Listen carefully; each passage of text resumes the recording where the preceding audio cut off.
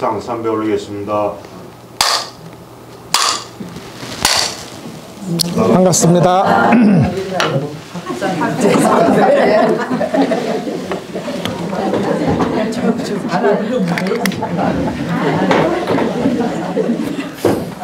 오행산에 갇혔다 이제 풀려났다.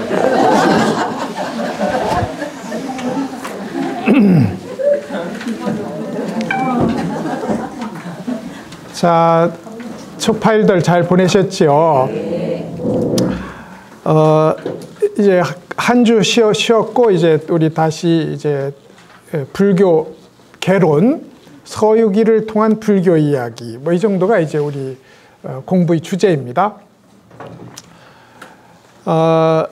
대승기신론이라는 책이 있어요. 대체적으로 이제 뭐 정리가 무척 잘 돼 있어서 대승법을 공부하는 사람으로서는 이 책을 읽는 것이 제일 빠르다. 말하자면 종합 전과와 같은 책이다. 이렇게 이제 말할 수 있는 그런 이제 효율적인 책입니다. 거기에 보면 이제 우리의 이 중생의 불법에 들어온 중생의 상태를 이렇게 표현해요. 우리는 본래 깨달음이다. 본래 깨달아 있다. 그런데 이제 본래 깨달아 있으므로 우리는 여기서 더 나갈 자리는 사실은 없다.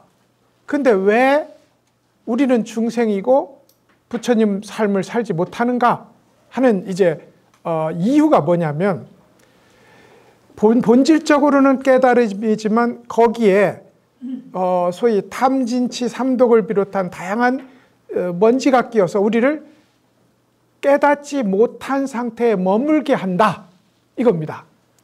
그러면 이 깨닫지 못한 상태, 말하자면 탐욕과 분노와 어리석음을 부리고 분별을 행사하고 그리고 자기 집착과 대상 집착에 빠져서 이제 이 소위 자기 울타리 속에 갇혀 있는 상태가 깨닫지 못한 상태다 이겁니다. 근데 여기에 이제 불법이 들어와요. 불법의 가르침이 어떤 방식으로든 불법이 들어오고 나면 그때부터 우리가 우리 속에 숨어 있는 본래 깨달음을 눈뜨게 하는 작업들이 있게 된다는 겁니다. 그게 이제 낮은 수준에서부터 높은 수준까지 쭉 수준이 올라가면서 지혜는 강해지고 번뇌는 약해지는 길을 걷는다 이겁니다. 이 전체 과정을 이제 저는 이제 이걸 시각이라고 한문으로 하는데 저는 이걸 실천으로서의 깨달음이라고 부릅니다. 실천으로서의 깨달음. 그래서 이제 그렇게 여러 단계의 실천으로서의 깨달음을 걷고 나면 그러면 이제 궁극적으로 더 이상 나아갈 곳이 없는 궁극적 깨달음에 이른다. 이걸 구경각이라고 부른다고요. 그래서 본각에서 깨닫지 못한 불각으로, 불각에서 실천으로서의 깨달음으로, 실천으로서의 깨달음에서 이제 마지막 구경각에 이르는 이 과정이 우리 공부하는 과정이기도 하다. 이렇게 이제 기신론이라는 책에서는 규정을 해요. 오늘 딱 마침 우리가 한번 생각해 봐야 될 오늘 이야기가 기신론의 이야기에 이렇게 딱 맞는 것 같아서 그 대략적 말씀을 먼저 드렸습니다. 제가 퍽 존경하는 한 스님이 있는데 그 스님이 어느 날 이렇게 말해요. 내가 참 오랫동안 출가 생활을 하고 수행 생활을 했는데 탐진치 그거 잘 안 된다. 몇십 년을 승가 생활을 했는데 탐진치가 해결되었다고 전혀 생각이 들지 않는다.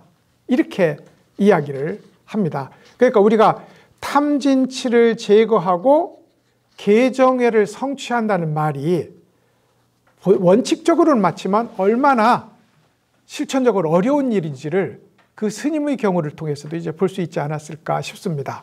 그래서 오늘은 그 탐진치 얘기를 같이 한번 생각해 보도록 하겠습니다. 부처님이 손오공, 그 말썽쟁이 손오공을 이 부처님의 손바닥에 가두어서 이제 배가 고프면 쇠구슬을 먹이고 목이 마르면 구리 녹인 물을 먹이는 이제 그런 형벌을 내리고 부처님은 부처님의 회상으로 돌아갑니다. 돌아가서는 이제 많은 보살들과 아라한들과 대중들을 모아놓고 이제 손오공을 가두게 된 그 얘기를 하다가 이렇게 얘기합니다. 참 이 세상을 동서남북으로 나눠보면 동승신주나 동승신주는 이제 그래도 살만한 곳이고, 북구로주는 좀 사람들이 산업 기능을 하고 전쟁은 좋아하지만 역시 그렇게 힘든 곳이 아니고, 서우하주는 사람들이 품성이 좋아서 살만한 곳인데, 오직 한 곳, 남선부주의 백성들은 입만 열면 싸우고 손만 들면 싸운다. 저 사나운 이 고통 속에 빠져 있는 남선부주의 백성들을 구하기 위해서 불경을 전수해야 되겠다. 그래서 이 불경을 전수할 사람을 데리러 가야 되는데, 그 데리러 갈 보살들이 있으면 좋겠다, 이렇게 말해요. 그러자 그 대중 속에 관세음보살이 있다가 손을 들고, 제가 우리 구체적으로는 인도에서 중국이겠지만 서유에서는 그것보다 먼 겁니다. 이 서우하주에서 동승신주의 중국으로 가는 길을 제가 설계를 해서 중국의 그 땅에 도를 구하는 사람을 데려오도록 하겠습니다. 이렇게 해서 이제 관세음보살이 부처님의 위촉을 받고 동쪽으로 길을 개척하는 이제 이 여행을 하게 됩니다. 그 여행을 하다가 만나게 되는 사람이 이렇게 돼요. 사오정, 저팔계, 손오공. 삼장법사가 서쪽으로 갈 때 만나는 게 거꾸로입니다. 손오공, 저팔계, 사오정. 이런데 이제 관세음보살은 서쪽에서 동쪽으로 오니까 거꾸로 이제 사오정, 저팔계, 손오공을 만나게 돼요.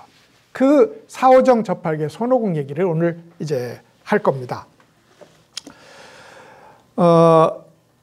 이제 관세음보살이 이 부처님의 명을 받고 동쪽으로 오는 길에 어느 지점에 이르니까 이제 그야말로 온 얼굴이 칠흑 같고 입이 그야말로 불타는 불길 같은 그런 괴물이 하나 나타나서는 관세음보살을 향해 달려들어요. 그러자 이제 관세음보살을 호위하던 행자가 목차라는 행자였는데, 이 목차라는 행자가 이제 이 요괴 괴물과 함께 싸움을 벌입니다. 그래요. 아무리 싸워도 끝나는 싸움이 아니니까 이 괴물이 물어요. 너는 누군데 이렇게 잘 싸우느냐? 그러니까 나는 목차 행자다. 이 계통에서 이제 이미 목차는 관세음보살의 행자다 하는 게 나타난 겁니다. 그래서 관세음보살의 행자가 왜 여기 와 있느냐? 그러니까 저기 관세음보살이 있다 이겁니다. 그래서 이제 이 사오정이라고 지금 임시 이름을 이렇게 붙여보죠. 이 괴물이 관세음보살에게 귀의를 하고 이제 자기가 이런 이유로 여기서 벌을 받고 있다는 얘기를 합니다. 어떤 이유인가 하니, 원래는 하늘나라의 장군이었어요.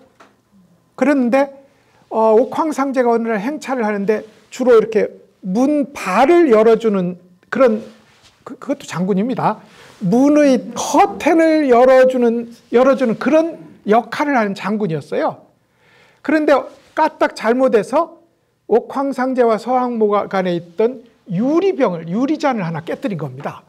그래서 그 벌로 천상에서 쫓겨나서 인간 세상으로 내려왔는데 매일 7일에 한 번씩 칼이 날라와서 가슴을 찌르기를 100번을 찌른다는 거예요. 유리병 하나 깼는데, 유리잔을 하나 깼는데,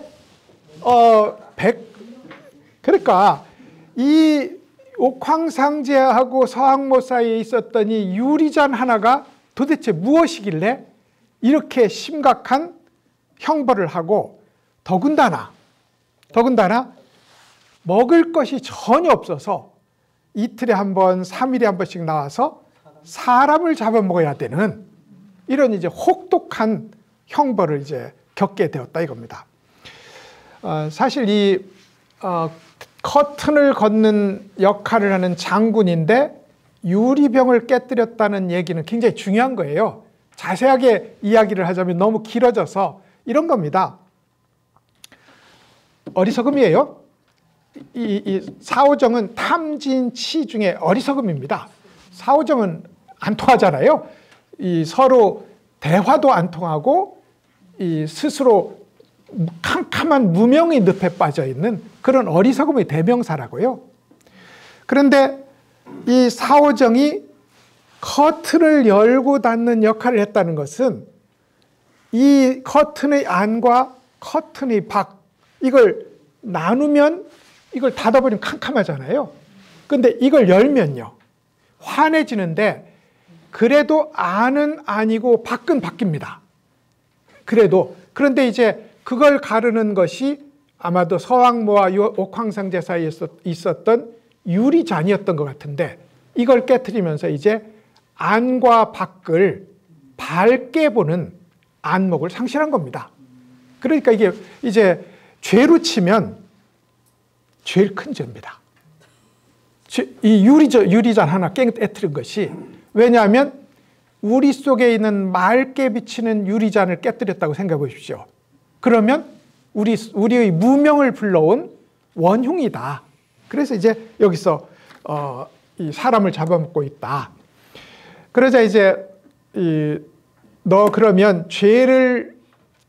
너의 죄를 속죄하려면 내가 앞으로 동쪽에서 한 구도자를 보낼 테니까 그 구도자를 따라서 석가모니 부처님께 가는 길을 내가 호위하고 가면 이 죄를 내가 용서를 해주는 그런 이 역할을 하겠다, 이렇게 얘기를 해요.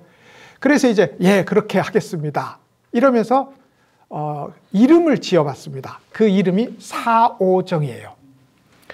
사는 두 가지 뜻을 갖습니다. 하나는 사는 사문이라고 할 때 이게 사자예요. 스님이라는 뜻입니다. 다른 하나는 바보라는 뜻이에요. 이걸 중국어로 사라고 읽으면 사라는 발음 속에 바보라는 뜻이 있습니다. 예를 들어서 너 바보, 이걸 지금도 너, 니, 싸과 이렇게 부르거든요. 싸과, 이게 바보라는 뜻이라고요. 바보. 그래서 이제 이 사라는 성을 취하고 바보지만 청정한 본질, 청정한 본바탕을 깨달아라 해서 사오정이라고 불렀어요. 여러분, 우리 바탕이 총명한이나 어리석은이나 바탕은 똑같지요. 바탕은 똑같습니다. 그래서 예전에 이제 주리 반특가 같은 사람도, 이게 혹시 저것 좀 있으면, 예전에 주리 반특가 같은 사람도 그렇게 바보였지만 마음 바탕의 자리로 돌아갔을 때는 어떤 누구보다도 똑똑한 그런 설법을 할 수 있었단 말입니다. 그래서 이제 소위 청정한 바탕을 깨달으라는 의미에서 사오정이라는 이름을 이렇게 지어줍니다. 그리고 나서는 이제 서천행을, 삼장법사와 서천을 갈 때는 이 사람의 이름이 사화상이 돼요. 화상은 스님이거든요. 우리가 사부대중이지만 기본적으로 이 사오정처럼 도를 추구하고 도를 구하기 위해서 서천으로 가는 존재는 전부 이제 스님이다, 이렇게 이제 부른 거죠. 그래서 이제 사화상입니다. 이 사화상이 이제 관세음보살을 제도를 받고 나서 보니 자기가 이 강물에 있었는데 해골이 9개가 떠 있는 거예요. 이 9개가 누구냐면 도를 구하러 가는 사람들이 수백이 있었는데 그 중에 제대로 공부한 사람의 이 뼈만 9개가 강물 위에 떠오른 겁니다. 나머지는 다 가라앉았어요. 다 가라앉았어. 우리도 공부해보면 우리의 맑은 정신을 가라앉히는 강물이 하나 있습니다. 그게 뭐냐면 혼침의 강이라고 부를 수 있어요. 혼침의 강. 그래서 가만히 앉아있으면 잠이 오기 시작한다고요. 이 잠 속에 거의 10중 8구는 빠져서 솟아나지 못하고 그나마 죽기는 죽었는데 해골이라도 뜨는 것이 9이었다 이 말입니다. 9이었다. 이게 이제 소위 사오정의 이 9해골 예구입니다. 그래서 이 9해골을 어떻게 할까요? 하고 관세음보살한테 바치니까 이 9해골이 나중에 이 현장법사가 삼장법사가 인도를 가는데 큰 도움이 될 거다. 그러니까 너는 이 9해골을 목걸이로 만들어서 목에 걸고 현장법사 구도자가 오기를 기다려라. 이렇게 이제 위촉을 합니다. 우리가 저도 이렇게 누구랑 공부를 이거 벗겠습니다. 너무 덥네. 누구랑 공부를 하는데 공부를 할 때 제일 위험성이 이제 혼침의 강이라고요. 그리고 나서 그래도 그렇게 안 졸 수는 없어요. 졸지 않을 수는 없는데 그렇게 졸다 보면 점점점 이제 총명한 기운이 사라지고 이 유사의 강물에 빠지게 되는 그런 위험성을 이 사오정이 이제 대변을 하고 있다. 이렇게 얘기를 할 수가 있겠습니다. 그래서 이제 사오정 하나를 귀의를 했습니다. 그 다음에 이제 저팔계 이야기를 해드릴까 싶습니다. 저팔계는 이제 과거의 신분이 하늘나라의 강물을 다스리는 하늘나라의 은하수 강물을 다스리는 천봉원수라는 장군이었습니다. 은하수는 여러분 여기서 욕망의 강입니다. 아까는 혼침의 강이었잖아요. 여기서는 욕망의 강입니다. 그러니까 이 욕망의 강을 다스리니까 이 사람은 저팔계는 쇠사랑을 들고 욕망의 강물이 넘치지 않게 강둑을 잘 막는 역할을 했어요. 그런데 어느 날 술을 먹다가 달나라의 항아를 보고 수작을 겁니다. 그래서 이제 그 벌로 땅으로 내려오게 돼요. 그게 이제 술에 취해서 항아를 희롱하다가 땅으로 떨어져서 이제 떨어졌는데 땅으로 떨어지다가 그러면 사람으로 환생해서 공부를 하고 올라가지라고 생각을 했는데 잘못 떨어져서 돼지의 태중으로 떨어집니다. 그래서는 이제 태어나고 보니까 돼지예요. 태어나고 보니까. 그래서 이제 자기 어미 돼지를 물어 죽이고 자기 형제들을 물어 죽이고 혼자 이제 그 돼지 태어난 산에서 이게 살게 됩니다. 그 산 이름이 복능산 운잔동이라는 곳이었어요. 복능산이라는 건 복이 넘치는 산이라는 겁니다. 복이 넘치는 산. 그러니까 돼지로 태어났으니 먹는 복은 있었다는 이제 그런 뜻이 되겠습니다. 그런데도 여기서 역시나 저팔계 역시 사람을 잡아먹으면서 살고 있는 이제 그런 상황이었어요. 그러자 이제 관세음보살이 너는 죄를 지은 위에다가 또 죄를 지었으니 죄가 2배다. 그 죄 2배를 어떻게 갚겠느냐. 앞으로 동토에서 오는 구도자를 호위해서 서쪽으로 간다면 그 죄를 용서해 줄 수 있도록 하겠다. 이렇게 이제 이야기를 합니다. 그리고는 이 저팔계에게 이름을 지어줘요. 그게 저오능이라는 이름입니다. 이 저오능은 깨달을 오자는 돌림자고요. 저오능이라는 이 능자는 불법을 구현하고 불법을 실천할 수 있는 능력을 갖췄다는 뜻이고 그리고 그 불법을 실천하는 능력이 누구에게나 갖추어져 있음을 깨달으라는 그런 의미에서 이제 저오능이었어요. 별명은 저팔계입니다. 8가지를 지키라는 거예요. 8가지는 대체적으로 이제 우리가 갖고 있는 8가지 계율이 있잖아요.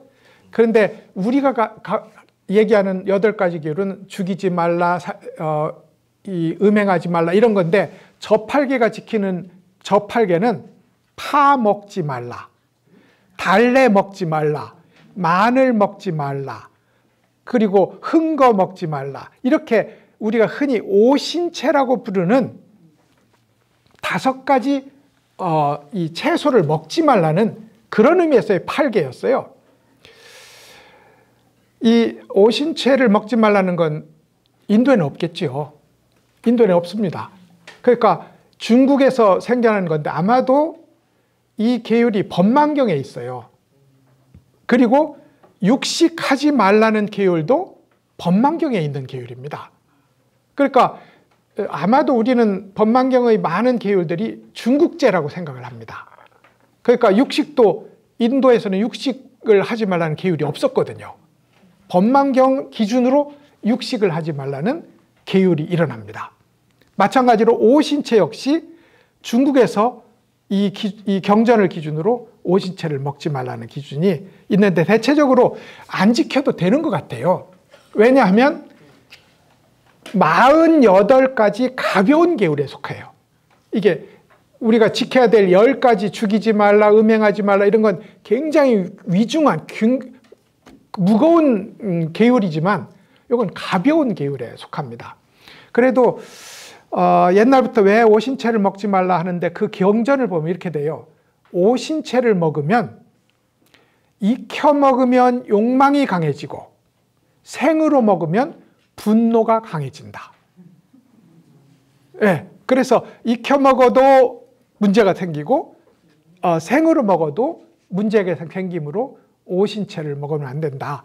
오신채를 먹는 사람은 수행을 해도 천신들이 보살펴 주지 않고 오신채를 먹는 사람은 수행을 해도 보살들이 보살펴 주지 않는다. 뭐 이런 얘기들이 이 오신채 능력에 따라다닙니다.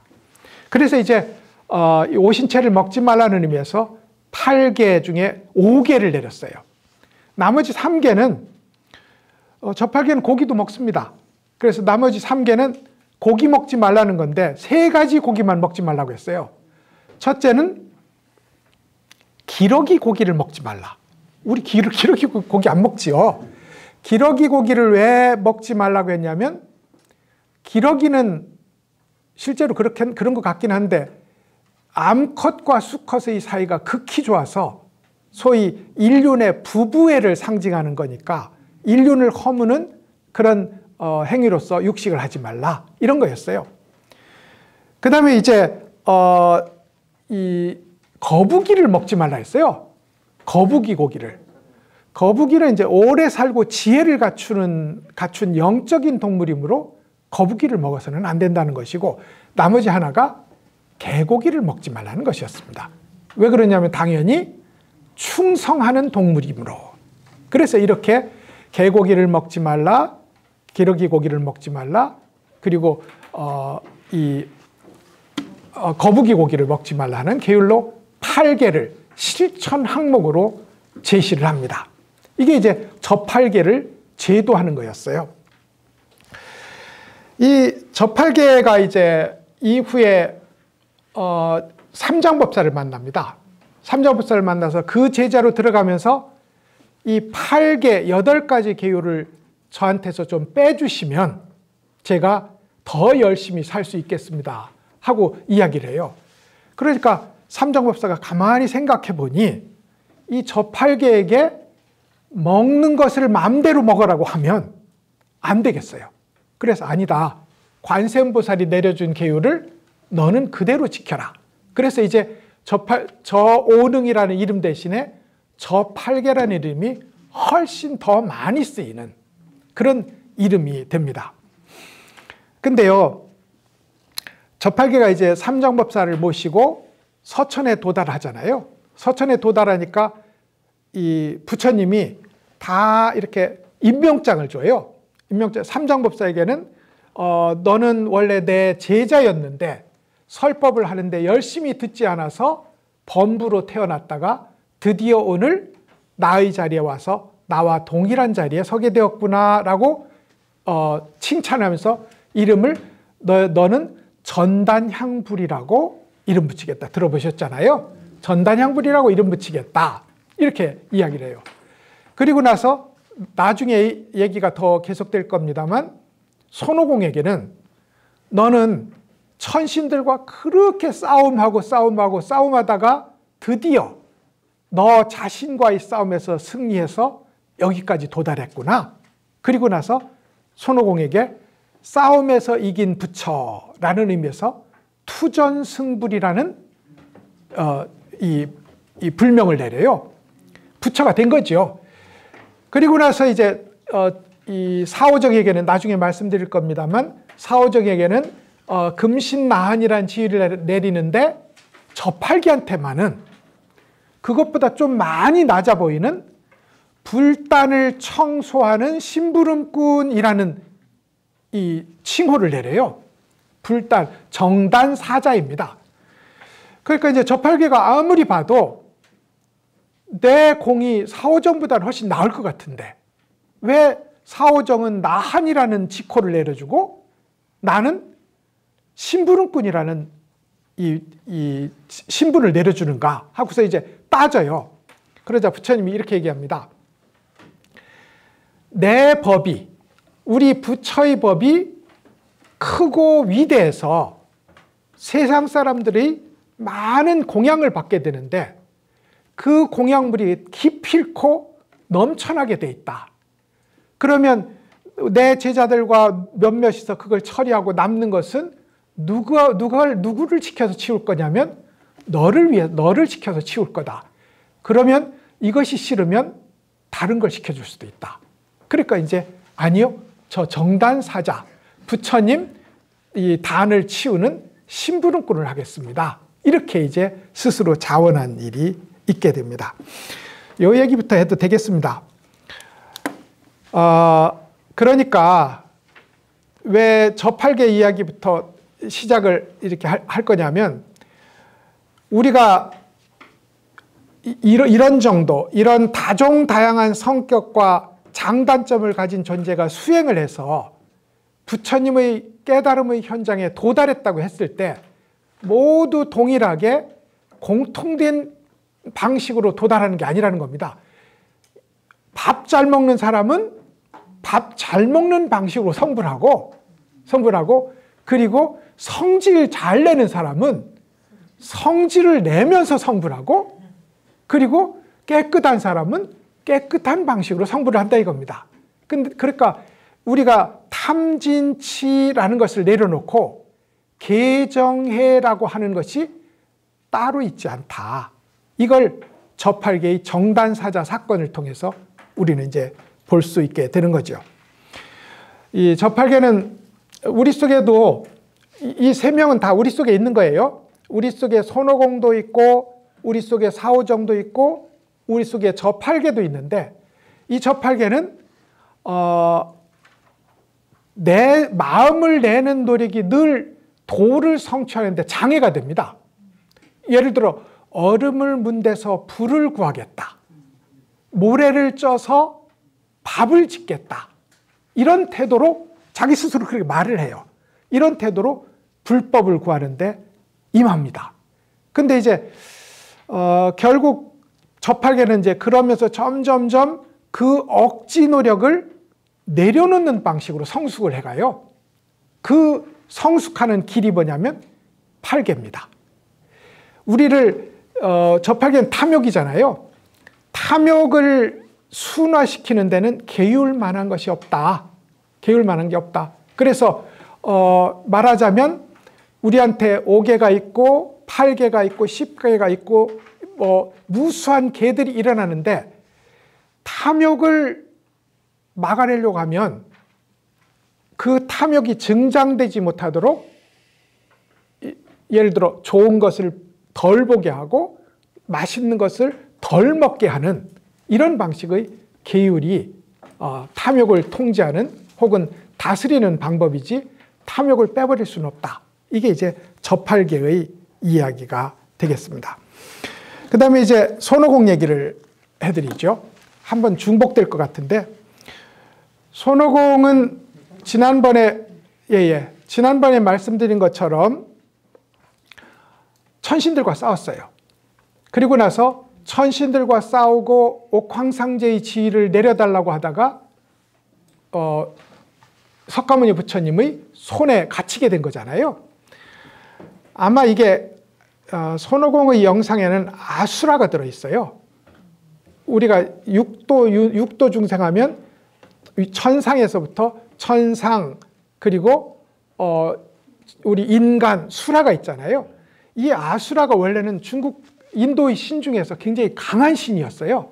그런데 제석천, 여기서는 옥황상제죠. 옥황상제하고 싸우다가 이제 말하자면 신의 격에서 많이 내려가게 됩니다. 그래서 그 아수라의 주된 행동이 천신들하고 싸운 일들이었어요. 앞에서는 그래서 이 손오공이 천신들과 싸운 것은 아마 아수라의 형상이 투영된 것일 거다, 이렇게 말할 수 있습니다. 그래서 늘 이제 싸움을 했는데 그것은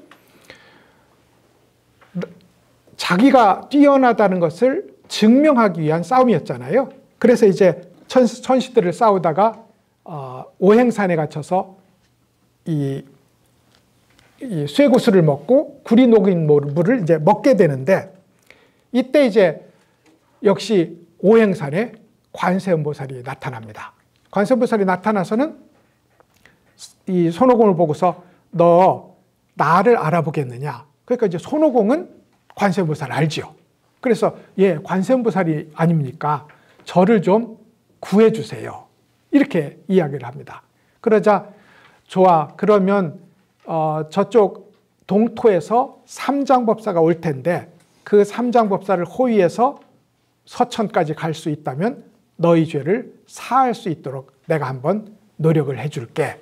그래서 이제 손오공을 약속을 합니다. 구해주지는 않고요. 그리고 나서 내 너한테 이름을 지어주마 이러니까 손오공이 저는 원래 이름이 있습니다 라고 이야기를 해요. 이 이름이 뭐냐면 손오공이었잖아요. 손오공은 분노의 상징입니다. 그러니까 분노를 통제하는 방법, 이게 공에 있다고요. 그러니까 우리가 어떤 사실로도, 근데 탐진치 중에 제일 드러나는 약점이 분노인데, 이 분노가 일어날 때마다 분해하는 나와 분노를 일으키는 대상의 실체가 없음을 보기를 권유하는 것이 이제 손오공이라는 이름이라고요. 그래서 이제 손오공이라는 이름을 이제 갖게 됩니다. 갖게 되는데 이렇게 이제 삼장법사를 따라서 서천으로 이 여행을 떠나게 됩니다. 이 서천으로 여행을 떠나는 손오공이 서천행을 완성하고 나서 투전승불이라는 이름을 얻게 된다고요. 그러니까 손오공은 이 싸움하는 것을, 외부의 적을 이기는 방식으로 싸우다가 내부의 나를 꺾는 방식으로 싸움을 전환했다. 그래서 외부로 하면 아수라인데 내부로 싸움을 진행해서 드디어 영산에 도착할 수 있게 되었다. 이게 손오공의 투전승불 싸움이었습니다. 여기까지가 이제 오늘 말씀드리려고 했던 대강인데, 이제 저팔계와 손오공 얘기를 함께 해드리려고요. 이제 이런 저팔계를 손오공이 먼저 이 삼정법사가 동토에서 서천으로 가면서 손오공을 먼저 만난단 말입니다. 그리고는 이제 손오공과 함께 가다가 저팔계를 만나게 돼요. 근데 저팔계는 달나라의 항아를 소위 유혹을 하다가 지상으로 떨어지게 된 그런 이제 죄를 지었잖아요. 근데 손오공이 저팔계를 만나자마자 이렇게 말을 합니다. 야, 6 더하기 4 써보시죠. 6 더하기 4의 장사를 할 수 있는 좋은 이 장사를 만났다. 이렇게 이야기를 합니다. 그럼 6 더하기 4가 뭐냐? 이게 이제 이 저팔계의 얘기인데, 저팔계는 아마도 달나라 항아를 따라다니는 달의 화신이었던 것 같고, 그래서 달월이고요. 손오공은 이렇게 생겼어요. 눈동자가 빨간 눈동자에 빨간색 눈에 황금색 눈동자를 하고 있어요. 이걸 그려보면 이게 날 일자가 됩니다. 그래서 자기가 6이고 저팔계가 4면 날일 더하기 달월은 밝을 명자가 됩니다. 그래서 지금 이 사오정, 저팔계, 손오공의 모든 죄가 밝음을 깨트린 죄고요. 깨트린 죄고 동토에서 서천으로 가는 모든 숙제는 잃어버렸던 발금을 복구하는 그런 이제 수행이 된다. 이게 이제 손오공과 저팔계의 얘기가 되겠습니다. 근데 얘기를 다 했는데 시간이